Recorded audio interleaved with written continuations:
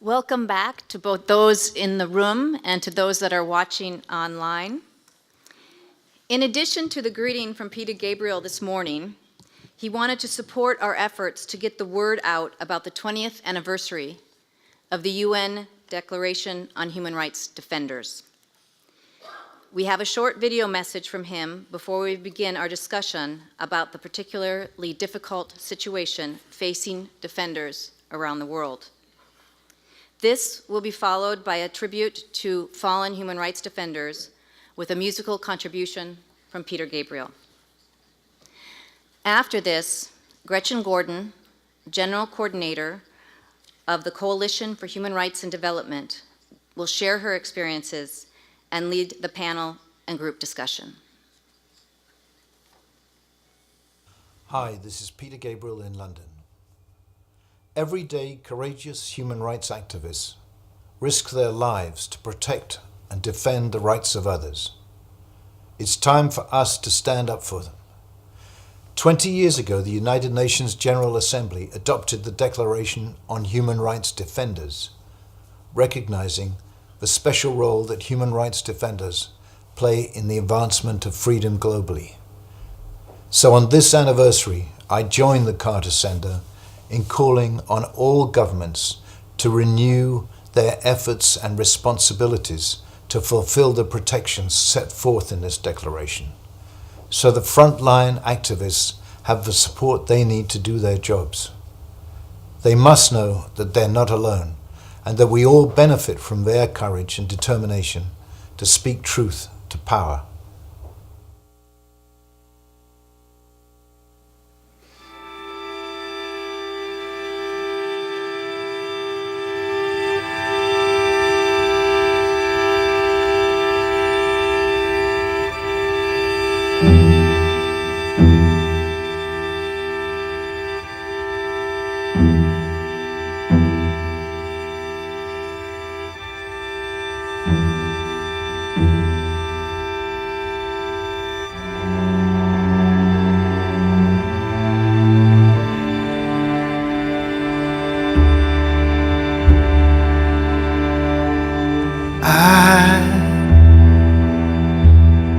I wish I could swim like dolphins can swim. Though nothing will keep us together, we can beat them forever and ever. How we can be heroes just for one day. How we can be heroes just for one day.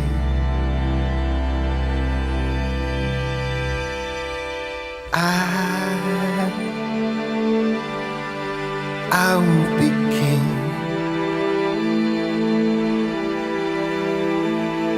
and you will be queen. Though nothing will drive us away, how we can be heroes just for one day. How we can be us just for one day.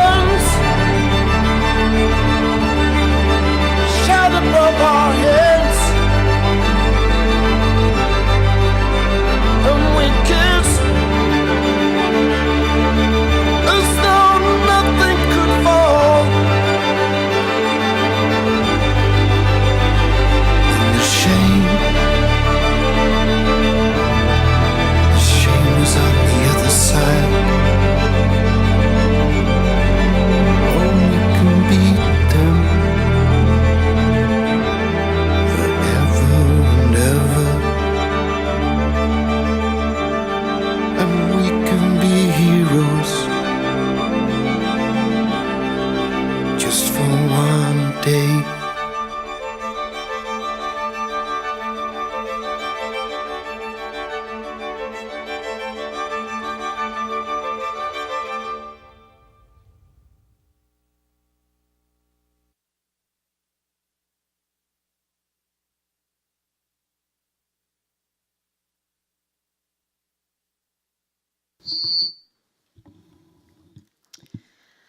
So that sobering video shows us a little bit of the human side of why we're here today having this discussion on human rights defenders. In 2017, Global Witness and Frontline Defenders documented 312 killings of human rights defenders, 207 of which were killings of land and environmental defenders. And we know that this is just a fraction of the actual killings that have taken place, which is only a small piece of the whole panorama of threats and intimidation and criminalization that defenders face for speaking out on human rights. I coordinate the Coalition for Human Rights in Development, which is a global coalition working to transform development so that it not only respects and protects human rights, but works to fulfill human rights. Together with defenders groups, we spearhead a campaign on defenders in development. And the idea is to address the fact that while we, I think, would all agree that human rights should be the foundation for real effective development, too often many of the threats and attacks that we see against defenders happen actually in the context of policies and procedures and interventions undertaken in the name of development.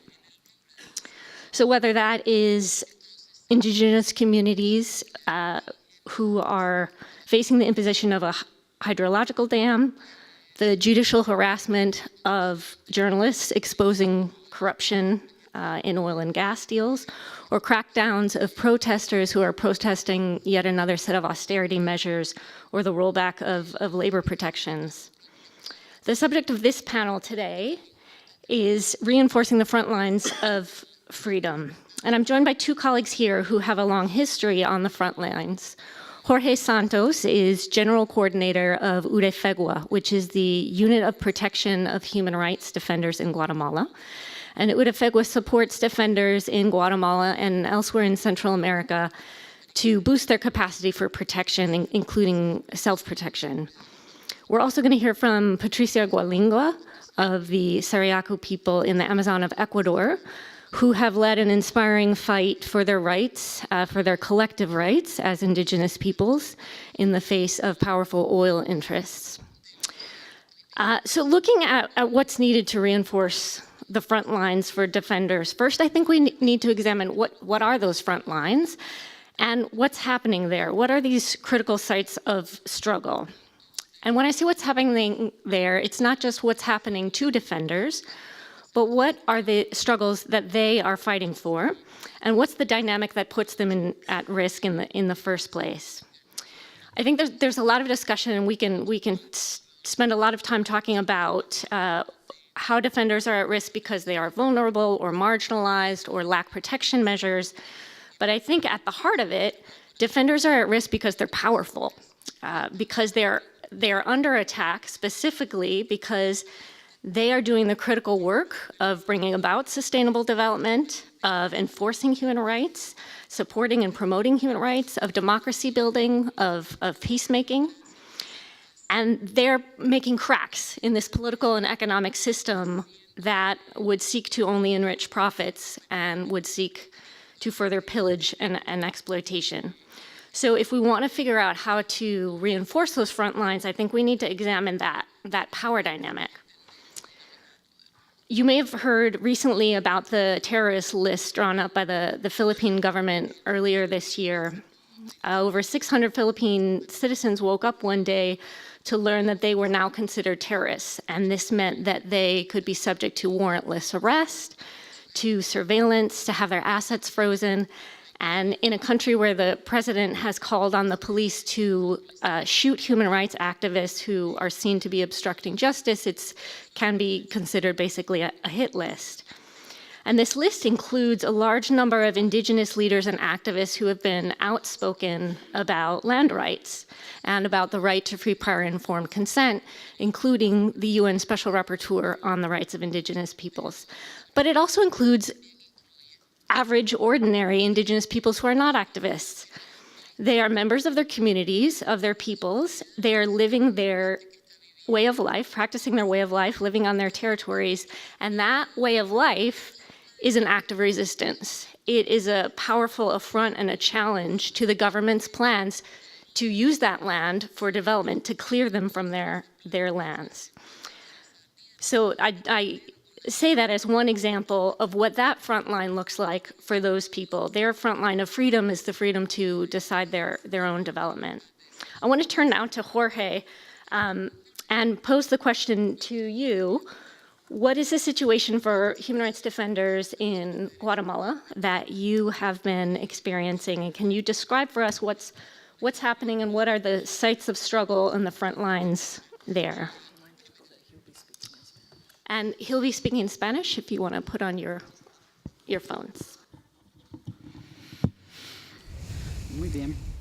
Very well. First, I would like to thank you for this invitation to this important forum, to the Carter family and to the Carter Center. We believe that this is a very relevant event, as we said yesterday, to gather here, to see each other, and to share experiences about the work that we do. Yesterday, I was telling you that Guatemala is a Central American country with about 19 million people, and one of the countries that has only 22 years of having ceased the internal military conflict, and we have a series of agreements in terms of public policy, in terms of the peace accords. There are some estimates that which say that the totality of the compromises and commitments of the Guatemalan government, only 15% of the promises have been fulfilled, which means that if those commitments were going to eliminate or eradicate the causes that had caused the internal conflict, then obviously those causes still persist today. And in that framework, what we see is a deficit of democracy in the state of Guatemala. We have a model of development that is flawed and that is pretending to take the natural resources and to make an intensive use of the labor force. We are a country that in the year 2015 we had approximately 5 months of social mobilization and popular civil mobilization as a product of a series of investigations against corruption, starting with the work of an international investigation or research about illegal bodies and clandestine bodies in the country. And this is a unique experience in the world that the government of Guatemala signed with the United Nations. And within this framework, we have this democratic deficit, and we have a model of development that is highly concentrating, oppressive, and against the indigenous populations and the mestizo population in the country, which produces an emergency of resistance in favor of the human rights in our country. And so the UDFEWA, the organization that I represent, keeps a record of all of the violence and aggressions committed against the people that defend human rights since the year 2000. From 2000 to 2018, we have a registry of 5,600 aggressions against people that violations of human rights, about 19 different types of aggressions, and this registry we keep, or this list, is how we typify under the penal code the different crimes in the country, and to say that within the 19 types or different aggressions, there are 2 that are very worrisome for us. One is criminalization. There is a lot of political prisoners in the country. The reason why they were put in jail and why they're suffering, why they are no longer free, is because they were human rights defenders, because they were defending our ecological rights and the land, because they were asking for respect of the land in a country where the ownership of the land is highly unequal. And another thing that we are worried about is murder, assassinations. In this year, we have seen 17 defenders of human rights assassinated, and in their majorities women that are defending their land, many of them indigenous people who are defending their own territory, not as a place where they are going to produce merchandise or products, but human life is settled, and we have the cultural, spiritual life, and also other things are produced, but there are some elements that the indigenous people are developing. And so within this framework is that we are saying that the defenders, the frontliners, those are the ones that need our greatest support and companionship nationally and internationally, because it is them who are resisting the potential dangers, not only the fact that people from Guatemala now and in the future might have a better society, but they are also, humanity in itself might have a better future thanks to them. The more we protect our forests and our rivers and the natural resources, when we protect nature, in fact, the villages are doing that. This is a work that they're doing in favor of humanity that goes way over and above and beyond the frontiers and the limits of the country. This is the unfortunate situation of the human rights defenders in Guatemala, and from our organization we are asking help so that these communities can generate their own mechanisms of protection vis-a-vis the violence and the terror that the state of Guatemala and the national and transnational companies are imposing on them. Thank you very much. Thank you, Jorge. And next we're going to hear from Patricia. What is the view from Ecuador and what your people are seeing? What is the front line that you would describe? Primeramente, gracias First, por la invitación al thank you Centro very much Carter for your y al invitation to the presidente Carter Center Carter, que ha and tenido esta President hermosa Carter, who iniciativa had de this beautiful proteger y initiative to defender los protect and derechos defend humanos. human rights.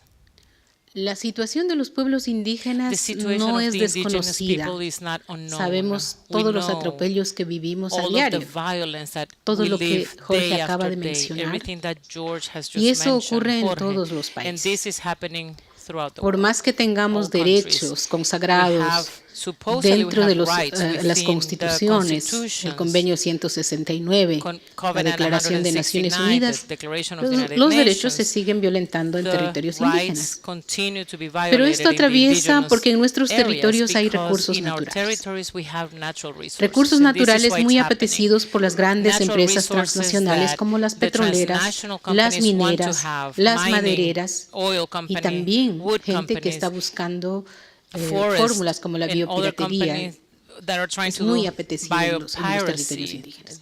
That's why the indigenous territories are Lamentablemente, so para la sought humanidad, after and attractive to them. Unfortunately for la principal humanity, conservación de bosques, de selva, está también en territorios indígenas. Y digo the land lamentablemente is also porque in si indigenous destruyen esa territory, and if naturaleza, they la destroy vamos a pagar nature, todos, we no are solo all los going to pueblos pay for it, indígenas. not only the Por lo indigenous tanto, people. la Therefore, violencia ya no es violence solamente de is los not pueblos only a indígenas, matter sino of ya de toda la indigenous peoples, humanidad. but also belongs to Dicen entire que la humanity. Amazonía They say es that el the pulmón del Amazon mundo. is Yo the diría lung también of que the es una de world. las I would fuentes más say that it is importantes one de of the agua most dulce. important Y es desde ese sources of territorio donde yo clean vengo. water. And this Les is the quiero territory where I come compartir from. que And I want to dentro de estos share with you procesos that within no these solamente processes, hay not only fracasos, do we porque have siempre failures, because venimos we're a always deprimirnos, a coming escuchar to todas feel las depressed and hear all barbaridades que the es capaz de hacer horrors el that ser humano the a human being nombre is capable del of doing in the desarrollo, name of de la development and Mi pueblo economy. Sarayaku somos The aproximadamente Sarayaku 200 people personas. is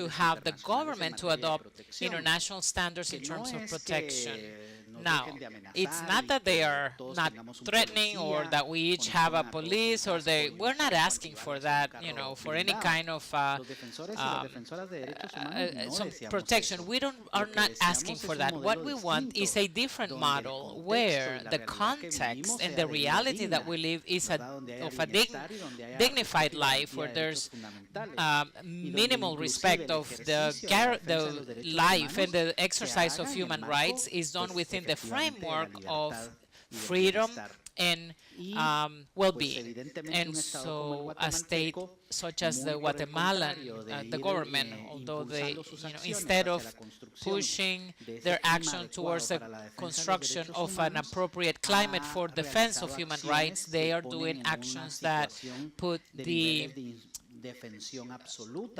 human rights workers are completely defenseless. 100% defenseless. They have eliminated the only mechanism of protection for defenders of human rights that we had before. Although it was a police defense, at least that existed. We had a mechanism since April of last year. They inarticulated this mechanism, so now there's a greater level of indefension to the human rights workers. And so incidents is at the national level, but internationally we work differently. Today we were listening the special relator from the International Human Resource Commissions, and we go constantly to them asking for protection of human rights, and the special relator of human rights is a mechanism that is very valuable and we need to use it permanently. The Council of Human Rights, which is another one of the mechanisms, we go to the Inter-American Commission audiences. And the protection is not immediate, but it is at least a tool that we can use. And finally, we are also doing a strategic move in Ofewa. We just inaugurated what is called the School for the Defense of Human Rights. It's a school, and it has the name of Florentin Gudiel, who was a human rights defender in the year 2000. He was assassinated in 2004 for defending the right to land and the right to education of his communities, and we have opened this school for the defense of human rights where we're hoping to generate capacities in the defenders of human rights so that they can multiply this and replicate it in their territories. So what we're doing is leaving aside, we are doing workshops, and we're concentrating everything in a very systematic process of formation and education that we hope will be replicated and will result in better mechanisms for the pacific resistance and non-violent resistance and for the strengthening of their organizational capacities. We are hoping that this is going to be the final outcome and the practical exercise of this School for the Defense of Human Rights, Florentin Gudiel. And the other mechanisms of international character, which is a recommendation for you, is the work that internationally we can do, not only the state that violates the rights of the defenders of the human rights, but the companies are also turning themselves in the aggressors against the social leaders, the community leaders, and particularly in indigenous peoples. Many of the investments are in the developed countries. Countries are in the United States, in Europe, and here is where we can do, where we can also affect from the fund of the World Bank is where all the investments come out of for the mining companies and the hydroelectric companies that are taking away all the resources, natural resources, but they're also now criminalizing, assassinating. And this is where we see an important work of that can affect by eliminating the cause of why the Pacific resistance and nonviolent resistance. If we eliminate the cause, the levels of aggressions and the rates of aggression should also be reduced considerably. Thank you very much. Thank you, Jorge. And Patricia? And I know that we have local communities here. I would like to say that it's important to have effective and efficient strategies that I would like to share. One is the legal case, to put for example, the Inter-American Court in our case. But this has to go together with the political strategies, because the politicians are the ones that are moving in those environments, and they don't like them, but then you still have to call and explain to them what's happening, because at least to bring visibility. And then also the social media and media strategy. You have to be on media, local radio, to know how to express your ideas and document everything. This is what we're doing in our towns. Our group has, for example, videos, and we bring it to international, and then we also go to the solidarity groups, national, local, and international, to pressure governments so that they can point them and to press the companies. And many times the local communities, they make us fight among each other. It's important to point out the responsibility of the government and the state and the corporation, because they make us fight. They create internal conflict, and then they're looking at it from above, and it's important not to fall into that trap. And I am also talking about the conscientization strategy. 10 years went by before we received that favorable sentence. And how were we able to survive for 10 years? Well, we took Sarayaco to the city, not all the time. We were organizing fairs, so that every day in the press and in the media, Sarayaco was there. And today we are in the phase of compliance, and the group, 200 people, are in Quito, putting together a forum, and they're inviting, and they're beginning to artists are coming, and this is what brings visibility, and this is a strategy that is passive. What else can I suggest? Well, internal unity is important in the indigenous different villages, and we have to strengthen ourselves within our own principles and rights. Also, is important, particularly this goes with a local resistance, because if we don't have local resistance, everything else falls. Great, thank you for that. So we're going to open it up now for questions and comments, and I'm going to ask people, since we have a lot of people in the room and I know a lot of folks want to speak, to keep your comments to 2 minutes, and we're going to be a bit brutal if we need to with the timekeeping. We have 20 minutes. Okay. So if people will raise your table tent if you would like to speak, we're going to start taking a stack here, and I will call on folks. So I have one up there.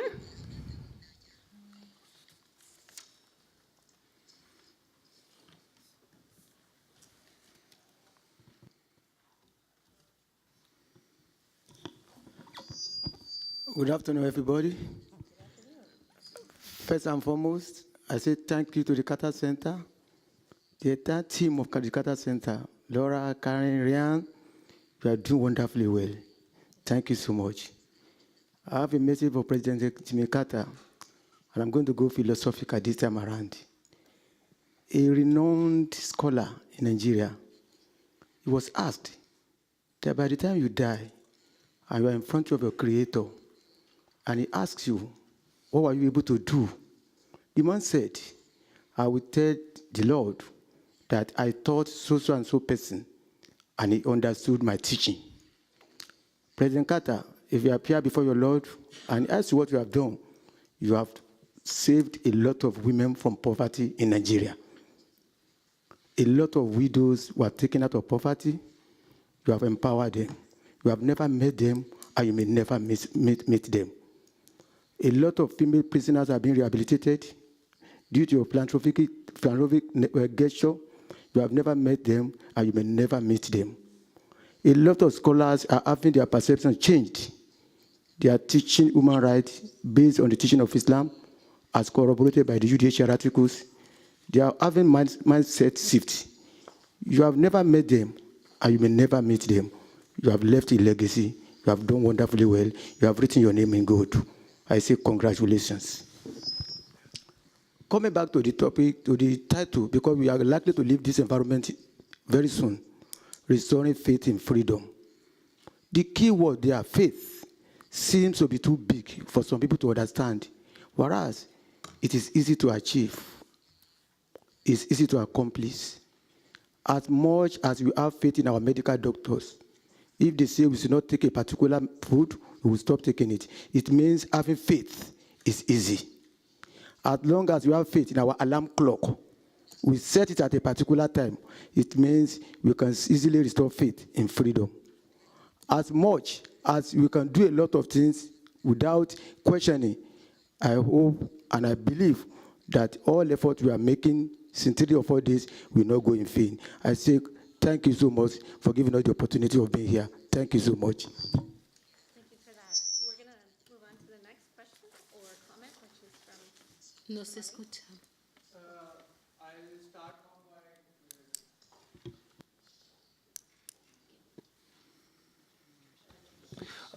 I'll start off by thanking President Carter, not only for arranging this wonderful gathering of human rights warriors from all around the world, but also due to his keen interest in the fight that we are waging against the shrinking spaces for civil society and NGOs in Pakistan.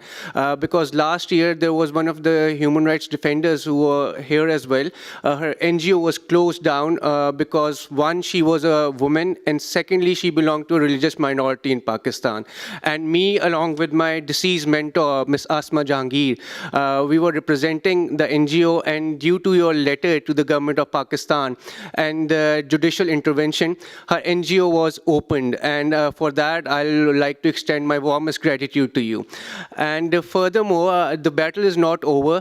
We're still having troubles with the registration of the NGO, and they have recently rejected the application for registration.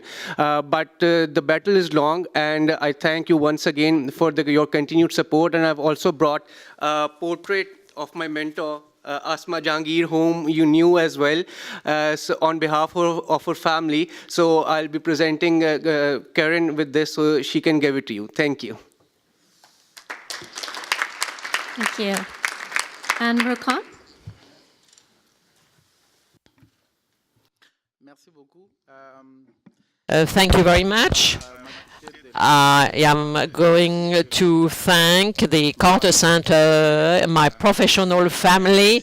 I'm coming from the Congo, the Democratic Republic of Congo, and I'm very proud to be part of this big family and to be able to express myself here.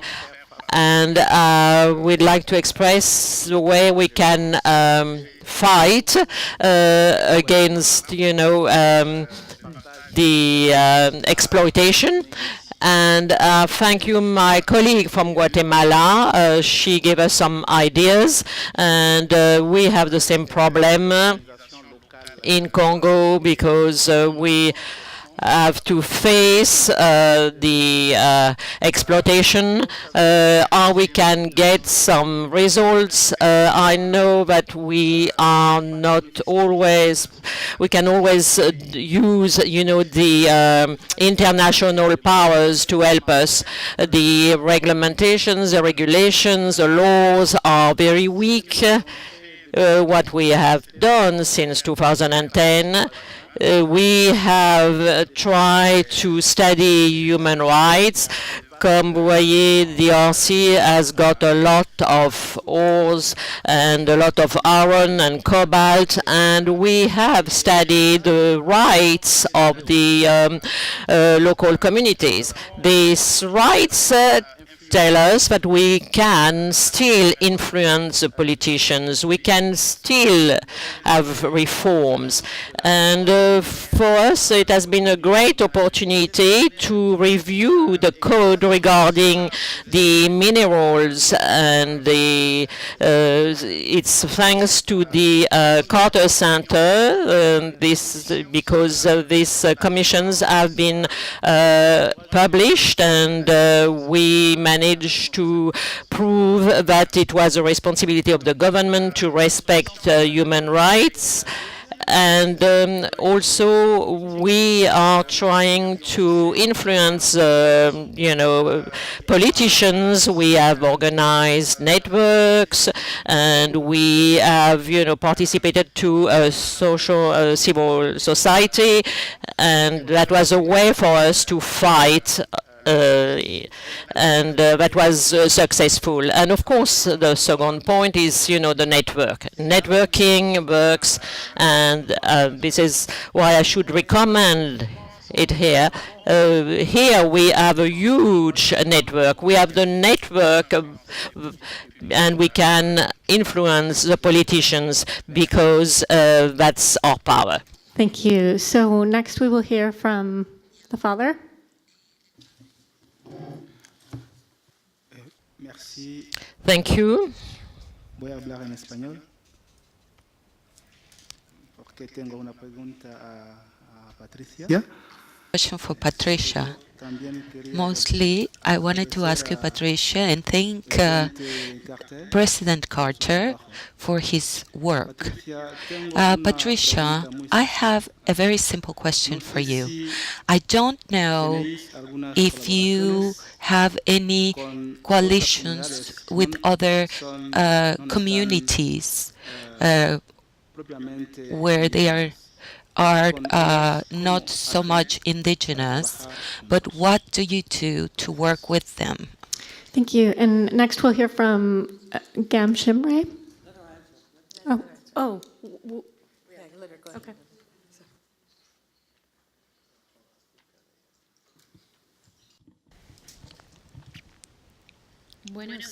Well, yes, we share our experiences with those that are willing to listen and collaborate, not just with the other indigenous towns, but if other villages want to listen. We have been with Sandy Rock, the people that are having a lot of problems with the oil problems, and other alliances that want to help us to share experiences and to strengthen our rights, not just the rights of the indigenous, but human rights is what we're looking for. And we are practically aware of that. Thank you. Thank you. I'm also extremely excited to be here at the Carter Center with the President, the First Lady, and all of you. I would like to just make some comments to the presentation of this afternoon. Of course, one is that one of the critical sides of the struggle, as the moderator was saying, is definitely the indigenous lands and territories these days. As in the list of defenders that is there, 40%, as statistics shows, that are actually indigenous people. So it shows that this is really one of the sides of the struggle that is in a very critical fashion that's happening today. And of course, it's one reason is because a lot of the rich resources are in indigenous territories these days. And as we know that 80% of the forests are in indigenous territories. And 60% of the biodiversity are also found in indigenous territories. This is aside from the mineral resources that we're talking about. So in fact, indigenous peoples and communities have a lot to contribute to many of the challenges globally that's faced today, whether it's on the issue of sustainable development goals or climate change and so on. But the tragedy is that, of course, we are today branded as anti-development. And that becomes a basis to criminalize us. And that's also the reason why so many which some of the statistics that Gretchen was saying are indigenous peoples being branded this way. But, and we try to go to the courts, we try to use the justice system available to us, but those justice systems are simply not accessible to us today for many, many reasons. No? Therefore, the issue is also relating a lot to the issue of democracy in our countries, where the rule of law, etc., all these things are also not functioning. We don't know when we go to the court what will be the outcome. It's totally uncertain. In most cases, we're also losing the cases. I know that, so therefore we have to take into this larger question of democracy in our countries when we try to address these issues. That's what one of the things that I think, and also the kind of support that we need from the global community is, yes, like in the SDG, communities can be put and should be put at the center of the question of sustainability and addressing climate change issues. Thank you. Thank you. Go ahead. Kim, let me ask you a question. You mentioned the fact that one of the main things used against indigenous people is they are blocking development completely. What can the indigenous people do in local situations to be more flexible in their demands? Like, don't touch my forest at all, or don't mind my products in my area, but what can they do to convince the government and others, outsiders like me, that they don't want to they don't want to kill all development, but just want to protect certain things? Is there any flexibility among the indigenous people with whom you are familiar? Yes, I come from Asia, so I will speak from my regional context, is that definitely what indigenous peoples are mostly insisting is the right to our free, prior and informed consent, that we would like to be included in the planning and the decision making, and we are fully aware of the consequences of any intervention that will be there.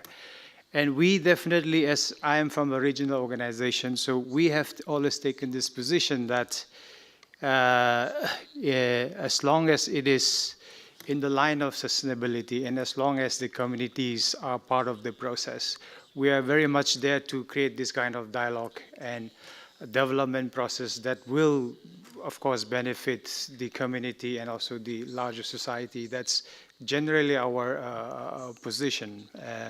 So we are not saying stop development and we are against all kinds of development. That's not the purpose, but we are critical about development interventions that are unsustainable, particularly like mining and logging and agribusiness. Those are the major kind of issues that we have, which is happening in a very, very vast scale without the involvement or consent of the communities at all. That's the main issue, sir.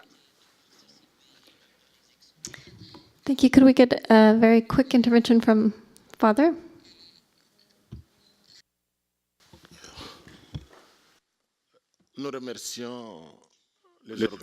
We would like to thank the organizers of this forum. We bring the voice of the Congolese people from the Democratic Republic of Congo. The problem that is happening in Guatemala is very similar to the one we have in our country. There are villages, community, which are impacted by the mining exploitation, which are delocalized. Without the consent of the people, they are being sent away. They are being sent away from their place of living, where they have their rivers, and they get land where there is nothing to do. They cannot cultivate it. There are no rivers to drink water from. To reduce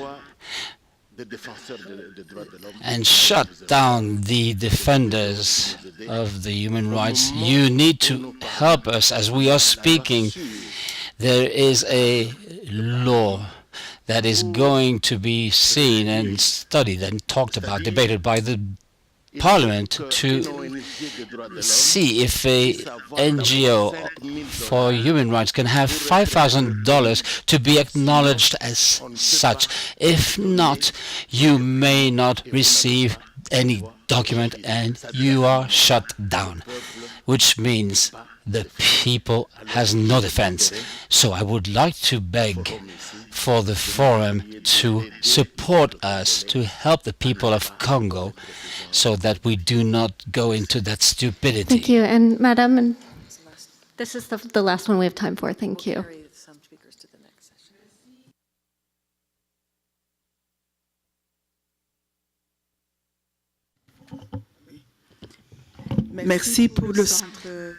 thank you to the Carter Center, who has been the voice of the voiceless. I come from Burundi, and when we talk about defenders of human rights, I would like for you to know that Burundi has expelled all the defenders of human rights. And as we are here, this indifference for those who have been sent away and who don't even get papers to be able to travel when we go to go from one place to another, to be able to talk. Even the Western countries do not want to give us the papers, us, the defenders of human rights. I am here as an exceptional case, but you must know that I am talking to my sister Patricia.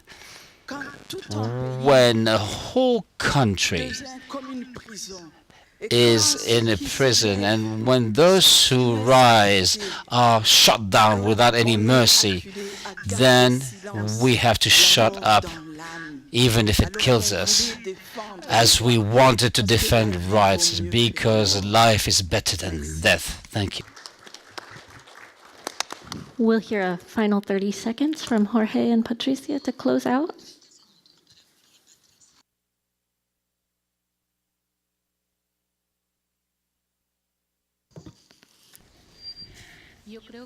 I believe that these are other times for the energy power systems to change.